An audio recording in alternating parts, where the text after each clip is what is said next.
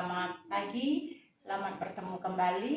Ibu ucapkan kepada kita semua, Ibu harap hari ini semuanya dalam keadaan sehat.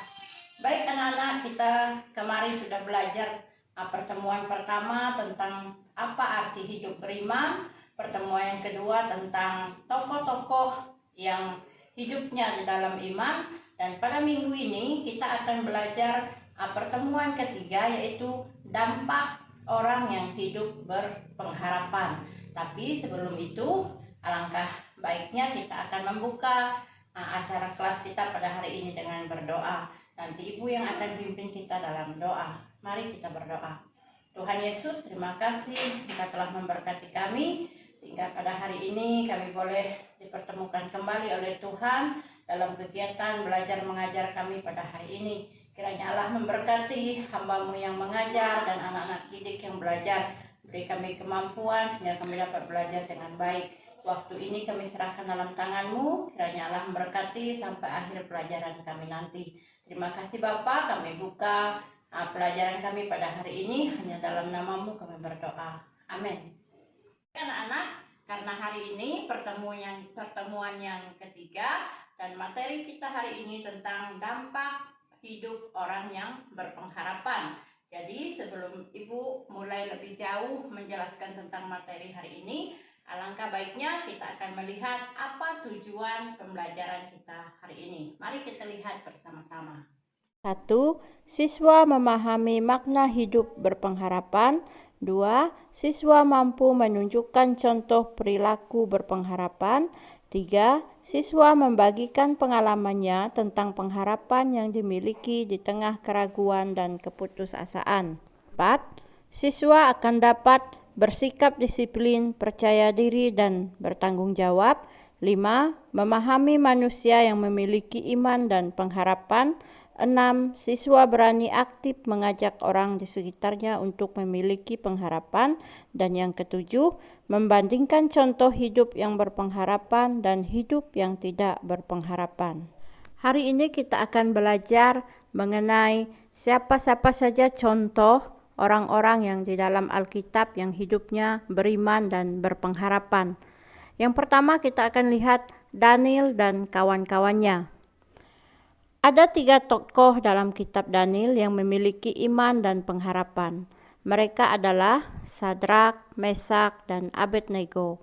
Suatu ketika, Raja Nebukadnezar meminta kepada Aspenas, kepala istananya, untuk membawa beberapa orang Israel yang berasal dari keturunan raja dan dari kaum bangsawan, yakni orang-orang muda yang baik dan memahami berbagai hikmat dan pengetahuan luas.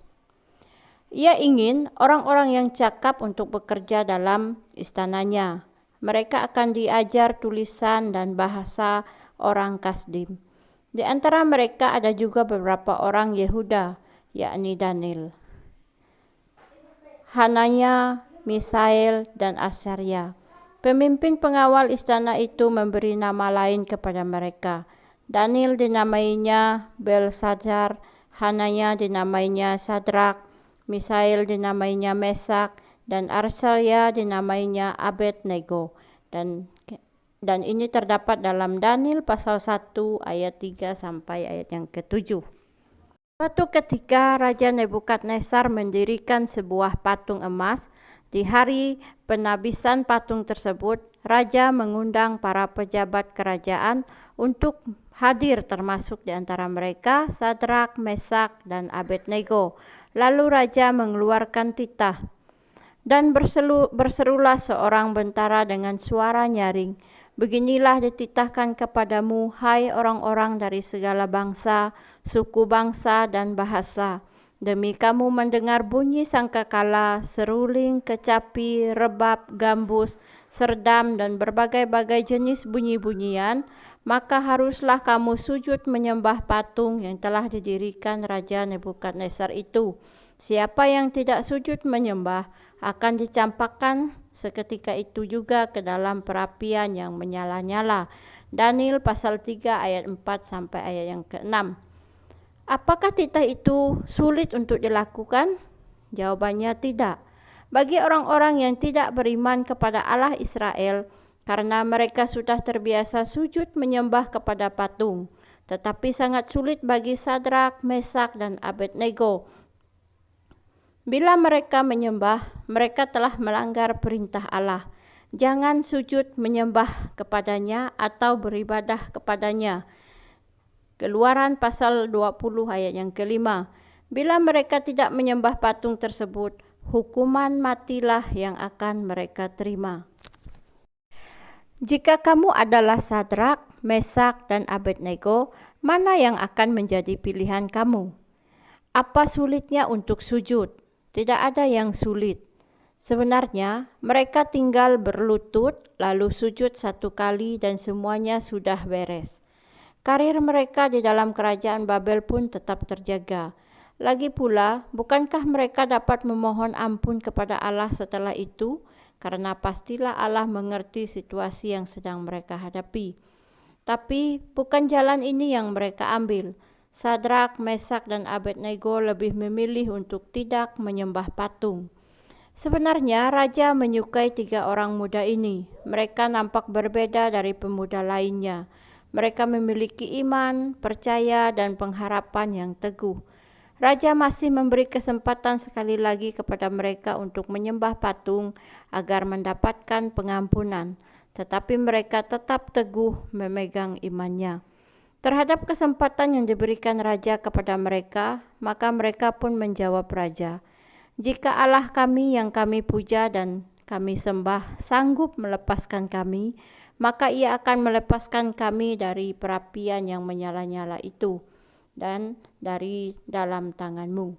Ya Raja, tetapi seandainya tidak, hendaklah tuanku mengetahui, ya Raja, bahwa kami tidak akan memuja dewa tuanku dan tidak akan menyembah patung emas yang tuan diriku. Terdapat dalam Daniel pasal 3 ayat 17 sampai ayat yang ke-18. Mendengar jawaban mereka, raja melipat gandakan hukuman mereka. Ia minta supaya perapian itu dibuat 7 kali lebih panas dari yang biasanya. Menghadapi hukuman mati, iman mereka tetap teguh. Pengharapan mereka semakin kuat kepada Allah penyelamatnya. Allah meluputkan mereka dari kematian. Kobaran api yang bernyala-nyala tidak mampu memusnahkan mereka, karena Allah telah menyelamatkan mereka. Nah, dari cerita tentang Sadrak, Mesak, dan Abednego tadi, maka sekarang kita akan melihat apa dampak hidup beriman dan berpengharapan. Bagaimana iman dan pengharapan dapat bertumbuh. Iman dan pengharapan tidak secara otomatis bertumbuh. Laksana tumbuhan, ia membutuhkan pupuk untuk bertumbuh, yaitu ibadah, berdoa, dan membaca Alkitab secara teratur dan terarah. Mintalah Roh Kudus membantu menerangi akal budi kamu supaya dapat memahami isi Alkitab dengan baik. Kamu membutuhkan bimbingan dalam memahami isi Alkitab. Kamu dapat membaca Alkitab secara pribadi dan mengikuti kelompok pemahaman Alkitab. Kamu dapat meminta bimbingan dari pendeta, majelis jemaat, ataupun orang tua kamu. Banyak tanda-tanda yang kita dapat di sepanjang penjelasan Alkitab mengenai dampak dari hidup beriman dan pengharapan. Yang pertama, tidak mengandalkan diri sendiri, tetapi mengandalkan Tuhan.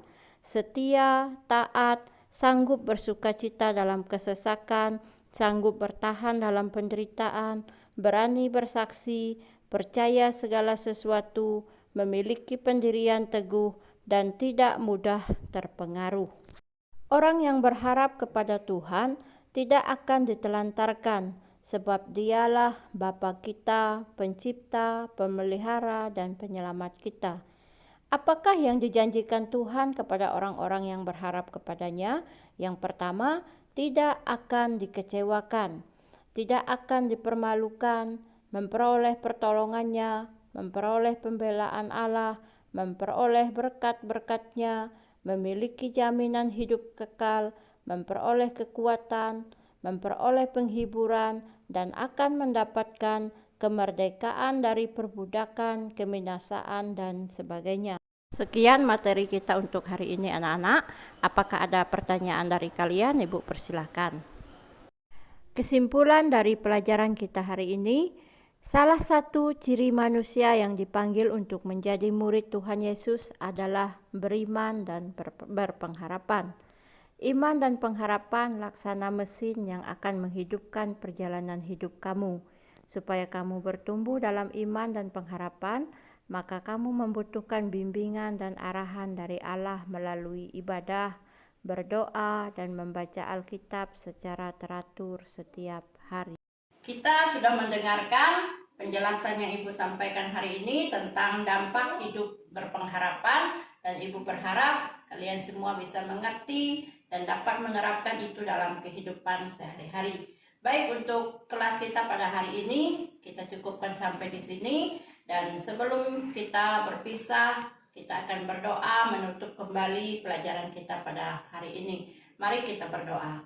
Tuhan, terima kasih Engkau telah memberkati kami, sehingga kami bisa menyelesaikan pelajaran hari ini dengan baik. Terima kasih atas waktu yang Tuhan berikan, dan kiranya Allah memberkati apa yang telah kami pelajari bersama-sama, sehingga itu dapat menjadi berkat, dapat menjadi motivasi dalam kehidupan kami. Terima kasih Bapak. Sebentar lagi kami akan berpisah. Kiranya Allah memberkati kami dalam setiap kegiatan kami pada hari ini. Kami tutup pelajaran kami